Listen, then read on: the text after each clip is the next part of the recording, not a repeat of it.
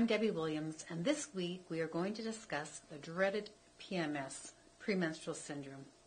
Whenever I think of PMS, I'm reminded of the nursery rhyme by poet Henry Longfellow. He says, when she was good, she was very, very good, but when she was bad, she was horrid. Not only do women suffer unnecessarily, there are also hundreds of millions of loved ones who suffer its effects in their personal lives. Now, children are particularly sensitive and vulnerable. Now, men don't know what to do, and often their attempts to help just adds more fuel to the fire. Now, my first piece of advice is to keep a calendar and chart your periods. Mount it on the wall so everyone is aware.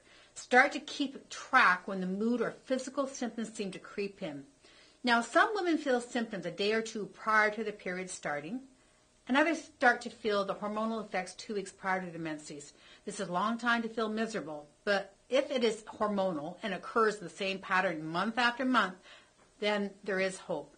And it doesn't include the chocolate ding-dongs and the Chardonnay. Of course, the mental symptoms we think about are the depression, the angry outbursts. You just can't control what's coming out of your mouth. Irritability, the crying spells, confusion. There's something called mineral corticoids. They're hormones that regulate the body's fluid balance, and they may trigger the bloating that occurs with PMS. Now, high estrogen and low progesterone is a likely scenario. Now, high estrogen can result in low serotonin levels, which causes depression. Another neurotransmitter that's considered inhibitory or a brake is called GABA. Progesterone has been found to enhance GABA's calming effect. Over time, the toxins build up in your cells and wreak havoc on your health. That's why eating fish several times a week may not be the healthy decision. Now, what do we recommend to our clients in regard to omega-3s? Krill oil. B6 is one of the necessary ingredients required for the body to manufacture dopamine, one of the mood neurotransmitters. Research into the effects of B6 on PMS have been mixed. Some show that taking supplements reduces irritability, depression, and breast tenderness, and others don't find any effect at all. But I highly recommend taking a B complex.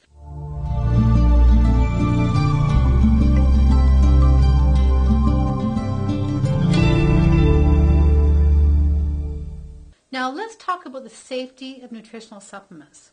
For years, the U.S. FDA have had the argument that vitamin, mineral, and herbal supplements are unsafe and consequently most closely monitored.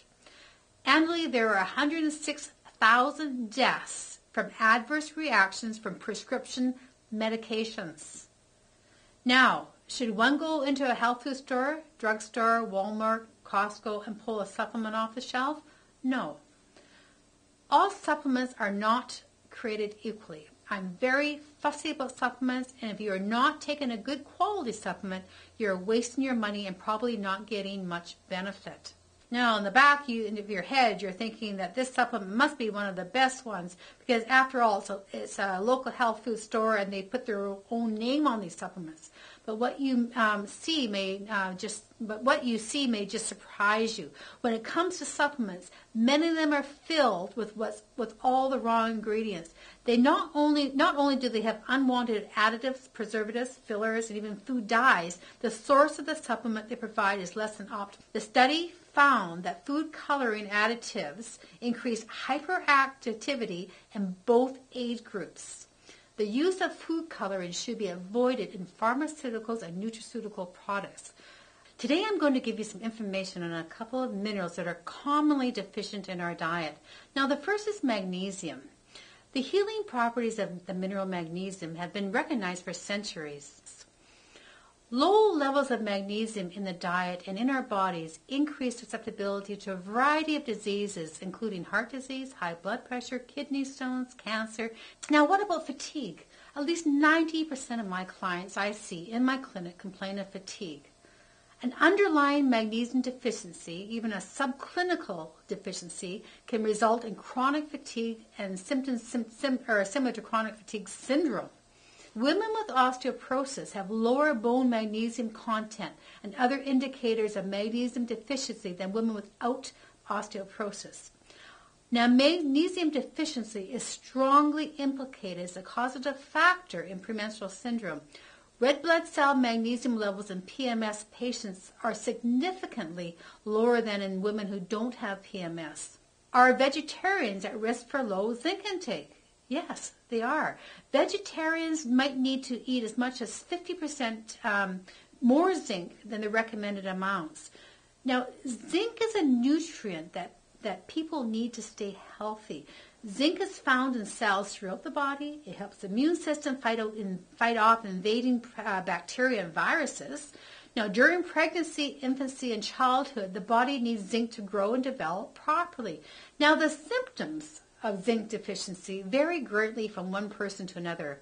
What you will experience as a manifestation of a zinc deficiency may not be felt by another person who is just as deficient.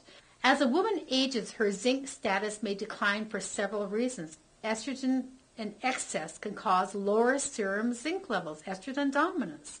Women using estrogen replacement therapy should check to make sure that their zinc intake is adequate. Well, a zinc deficiency is a health disaster. Once the body needs have been met, more is not better. If you take too much zinc, you may experience zinc toxicity, which can result in abdominal cramping, diarrhea, and vomiting. Zinc competes with iron and copper. Those taking high doses of zinc supplements may develop deficiencies of these other minerals. One good way to avoid this is to take a good broad-spectrum multi-mineral supplement. One that I particularly like is a mineral blend made by Thorne Research called Citramin 2. So that's it for today's show. I hope you get some valuable information. And if you have any questions you'd like to ask me on today's topic, please send me an email or visit my website and blog. I'd like to remind you again, please make sure you always take a good quality supplement. Do join me next week when I will be discussing a problem several of my clients are suffering from, insomnia.